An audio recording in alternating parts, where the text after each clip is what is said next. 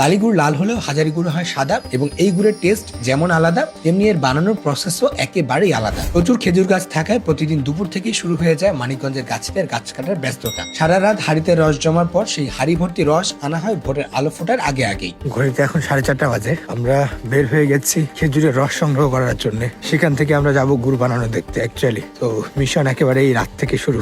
সংগ্রহ করে আনা রস তাফালে ঢালা হয় চাকনিতে ছেঁকে। খড়ের আগুনে জাল দিতে থাকা হয় ঢেলে রাখা রস। খড় ইউজ করার কারণটা হচ্ছে খড়ের যে আগুন, এই আগুনটা অনেক সফট থাকে, কিন্তু কাঠ বা অন্য খড়িতে যে আগুনটা হয় তার তাপমাত্রা অনেক বেশি থাকে এবং কাঙ্ক্ষিত যে গুড় সেই গুড়টা আসলে পাওয়া যায় না। তাফালে ঢালা রস কনস্ট্যান্টলি নাড়া হয় গাঢ় হবার জন্য। এমন 10 থেকে 12 কেজি রস দেখা হয় মাত্র 1 কেজি গুড়। প্রায় 20 থেকে 25 মিনিট নাড়ার পর জমে যাওয়া গাঢ় রস নিয়ে ঢালা হয় মাটির তৈরি বিশেষ পাত্রে। জাল দেওয়া রস এরপর সেই পাত্রে বাঁশের নাড়ানি দিয়ে অনেক জোরে জোরে নাড়তে থাকা হয়। নাড়তে নাড়তে ঘন রস আরো গাঢ় হয়ে তরল গুড়ে পরিণত হয় এবং এই তরল গুড়ে চলে আসে অফ হোয়াইট কালার। ট্র্যাডিশনালি অনেকে আবার এই তরল গুড় খেয়ে থাকেন কাঁঠাল পাতায় করে।